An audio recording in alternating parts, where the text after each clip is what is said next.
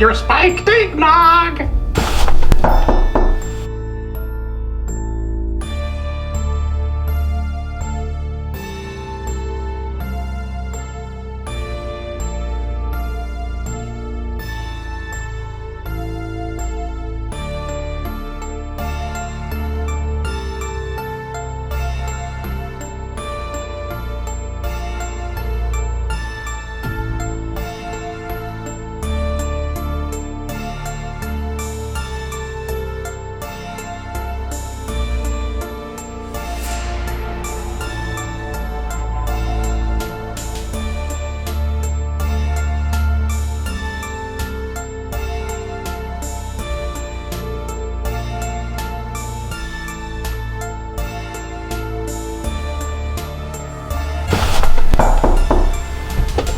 Crowforest? Are you alright in the sweet merciful Kalis? What happened to you? Someone, I need a doctor in here! What's wrong? I'm not getting a pulse!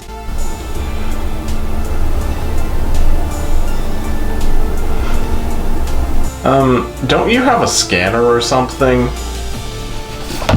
Hiya!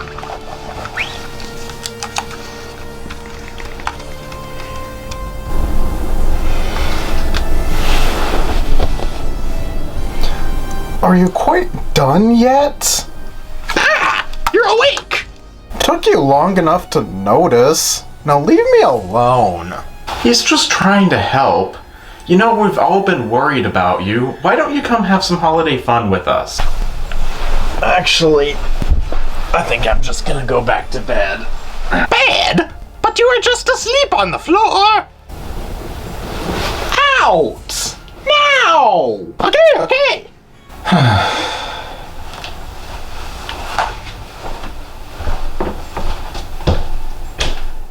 Later that night,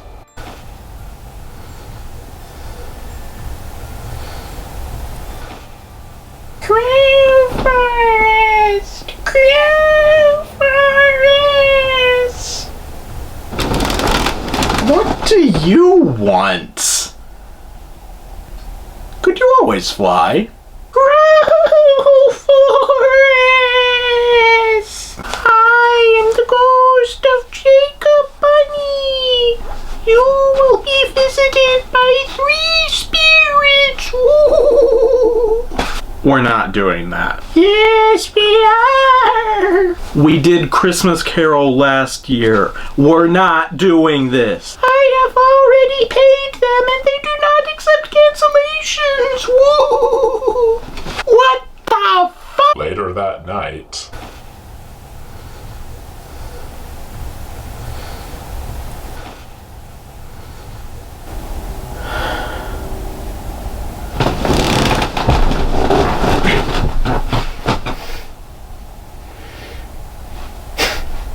Hello! I'm the ghost of Christmas past! I know who you are. Get to the point. Come with me and hear your tale of Christmas woe. No. Cliff Notes version, if you please. Fine. You used to be happy and love Christmas so much. Thank you for telling me what I already know. Now piss off. I was just about to leave anyway. Toodles!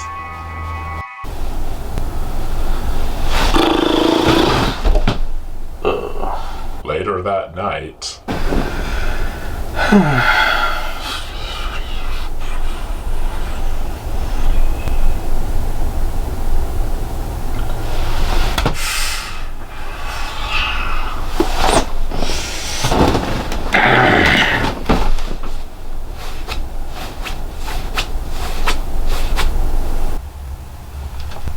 Yes, I am the ghost. Just a second.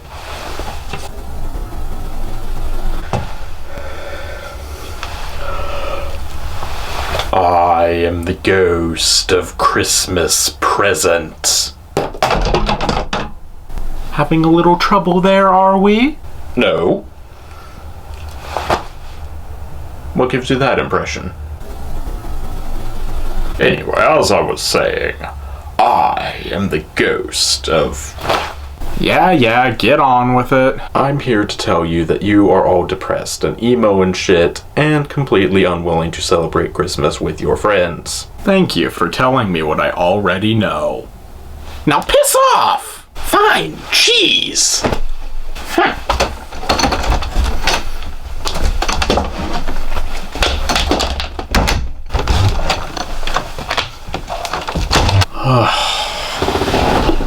Later that night,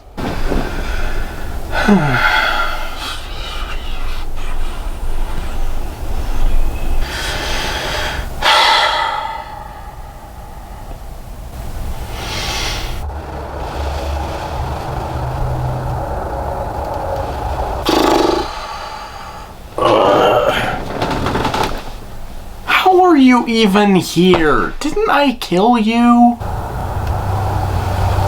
I'm a ghost! Oh.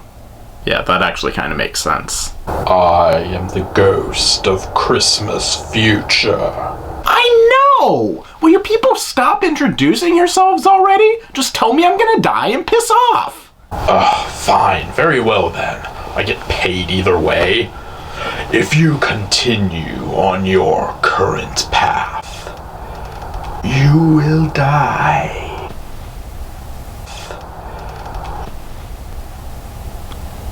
Thank you for telling me what I already know.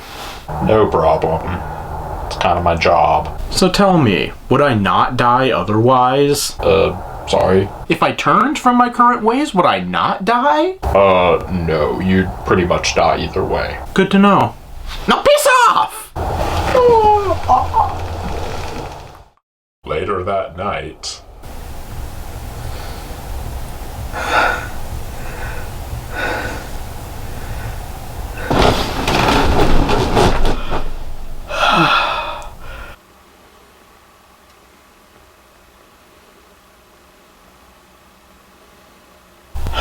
Oh, thank you, Bunny. If you hadn't paid those 3 spirits to come break into my house in the middle of the night and tell me things that I already knew, I would never have learned the true meaning of Christmas. Or something.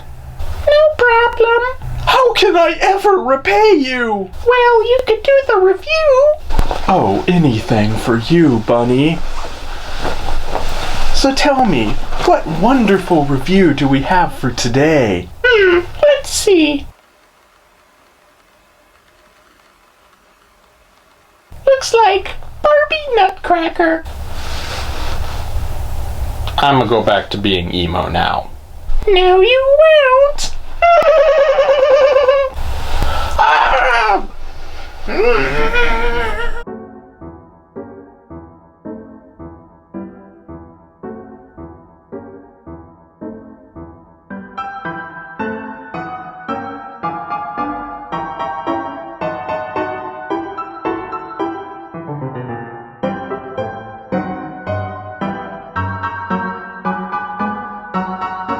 Stop it, I'm going already.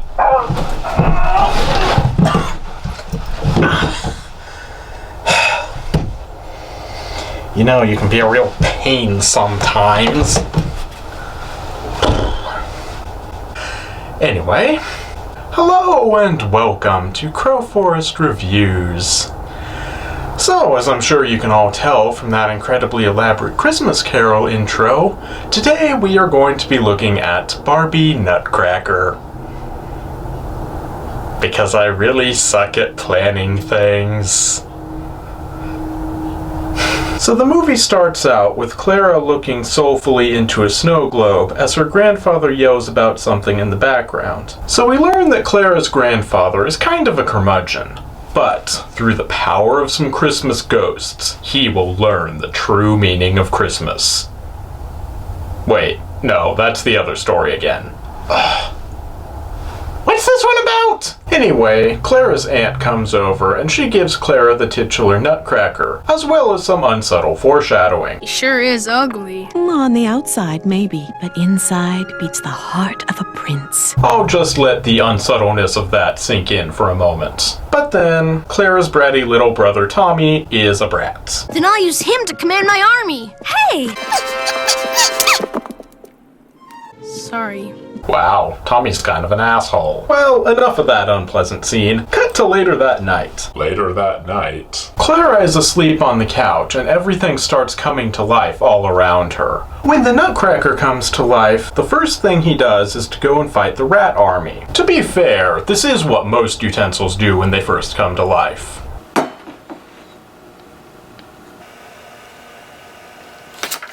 So anyway, the fight goes on some more, but eventually Clara wakes up, and she takes advantage of being big to take out a good bit of the rat army, at least until the Rat King shrinks her down to size. Meddling human, towering tall, let my scepter shrink you small. I would complain about how contrived that is, but hey, it's a better explanation than we got in the original. So the fight goes on a bit more, but eventually the Rat King has the Nutcracker cornered, and is just about to finish him off when Clara saves his life by lobbing a shoe at the Rat King's head, knocking him out. But of course we can't have Clara being the hero of the scene without immediately balancing it out by having her a damsel in distress immediately after. So, that.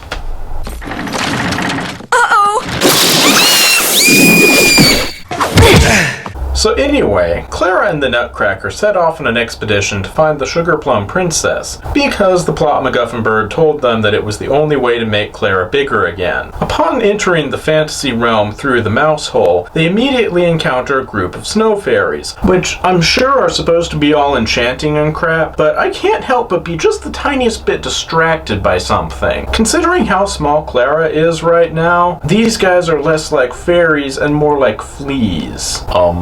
Dance of the Sugar Plum Fleas?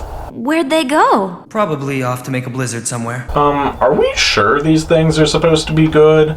Because blizzard-causing fleas sound more in line with chaotic evil to me. Welcome to Parthenia. Or, as I like to call it, drastic art style change. Seriously, we're moving from the realm of 3D animation to the realm of painted backdrops. So anyway, it's here that we're introduced to another of our main villains, a bat spy. He overhears Clara and the Nutcracker talking, and he goes to report to the Rat King, the camera panning around like crazy, as if to reassure us that we are, in fact, back in the realm of 3D animation. So Clara and the Nutcracker come across two children who are apparently the sole survivors of an attack on their town, and they provide some exposition about the prince of the land, leading to yet more subtle foreshadowing about the prince's identity. It's the Nutcracker! The children lead Clara and the Nutcracker to two resistance fighters, whom they persuade to join them in their search for the Sugar Plum Princess. Because that's exactly the kind of thing freedom fighters are likely to do. Then cut to the Rat King murdering two of his servants. Wait, what? First the village being burned down, and now this? This was supposed to be a kid's movie, wasn't it? So anyway, finding himself with a distinct lack of servants after turning literally all of them to stone, the Rat King creates a giant rock monster to destroy the Nutcracker, leading to this line. You want me to babysit a rock? Okay, that line was totally worth the price of admission. So cut to later that night. Later that night. The expedition has set up camp, and Clara is talking to the Nutcracker outside. You're more than a nutcracker, Prince Eric. Dun, dun, dun. So anyway, the next day, the expedition starts out again, but before they've gotten far, the rock monster catches up with them, and a chase scene ensues. They go out onto the newly formed ice on their sleigh, but the rock monster is able to keep up with them. So the Nutcracker leaps off the sleigh and cracks the ice with his sword, causing the rock monster to fall through and sink. But despite this victory, the Nutcracker is still pointlessly emo. You battled the mouse army, rescued Captain Candy, and saved us from a vicious pile of rock. What is up with these lines? is. So anyway, after defeating the rock monster, they continue on until the fog lifts to reveal that they've somehow made it to the island that they've been looking for this whole time. I would make a comment about how contrived it is that they just happened to find the island they've been looking for this whole time, but honestly, I didn't even know they were looking for an island. Maybe I dozed off at that part. So they all walk up to the castle on the island, or at least the cardboard cutout of the castle on the island. It's only a model.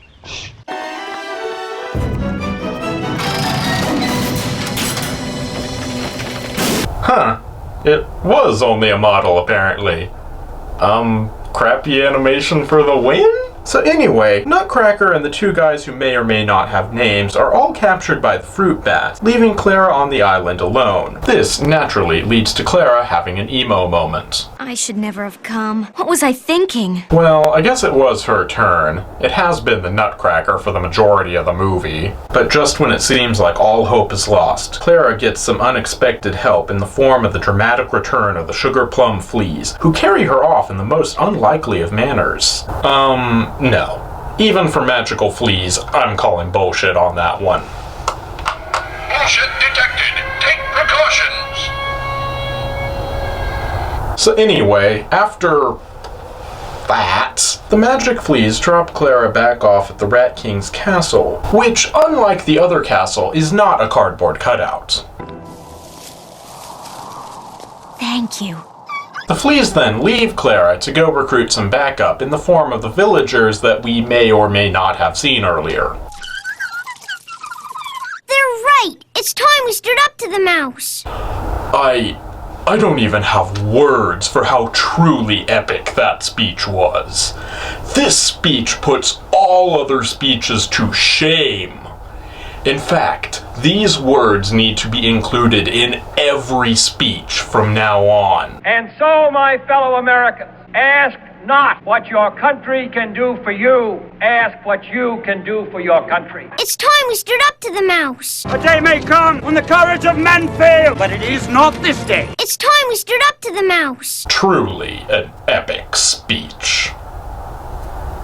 What the hell is up with these lines? So the villagers ready their attack, but the fruit bat overhears them, and he goes to inform the Rat King. The Rat King is not at all happy when he hears the news. I want every last villager rounded up to witness this display of my absolute power. Hey, yeah, that's a good point. You do have absolute power. You can turn people to stone whenever you feel like it. So why didn't you just turn the village people into stone? Or why didn't you turn the Nutcracker to stone instead of turning him into, well, a Nutcracker?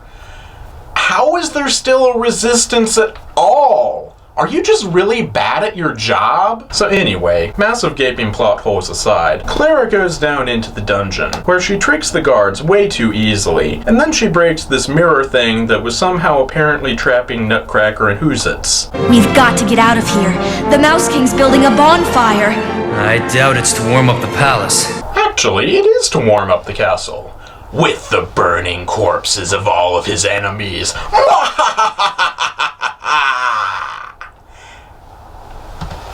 Sorry. Sugar Plum Princess or no Sugar Plum Princess, that rat's got to be stopped. Well, that's pretty good, but it's no... It's time we stood up to the mouse. Still a classic. So Nutcracker jumps down to fight the Rat King, and the Rat King, in turn, does what he should have done from the start. He turns all the villagers to stone, and then grows giant size to squash Nutcracker. But then, Nutcracker does what he apparently should have done all along, and he reflects the king's spell back at him with his sword. Wait, what? If they could do that the whole time, then why did they never do that? That would have been really useful. But never mind about that. Now it's time for more important reveals, like the fact that Clara was apparently the Sugar Plum Princess the whole time. What? That doesn't even begin to make sense. How can she be the princess of a country she's never heard of? Especially one where she apparently had such a big influence. It all makes sense. No, it clearly doesn't. Are you paying attention at all? So Clara uses her newly found sugar plum powers to reverse the spell on all of the villagers and... Are we just going to ignore the fact that apparently the Rat King could set water on fire? How did this idiot lose again? Oh wait, I just kind of answered my own question.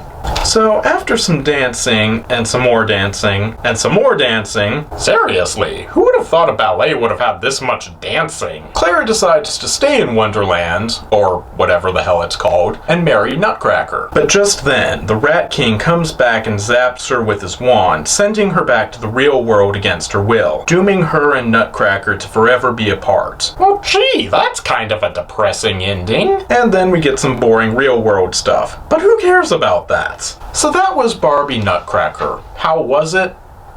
Dumb. It was pretty dumb. And there were more than a few plot holes. The animation ranged from pretty good to not very good. And on the whole, well, it's not as good as Barbie Christmas Carol. But, I mean, it's not horrible. So if you have to sit through it with your kids this year, just remember, you could do a whole lot worse. Well, that's all for now.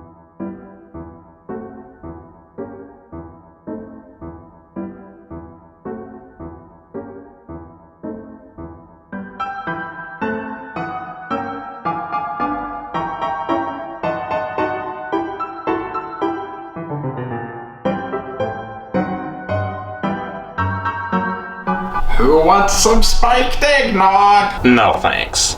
No offense, but the last time I accepted a drink from you, it didn't exactly end well. So I got the rubbing alcohol and the regular alcohol mixed up. What's the big deal? Yeah, it's probably better if you just stick to getting drinks with me. It's safer. Yeah, about that.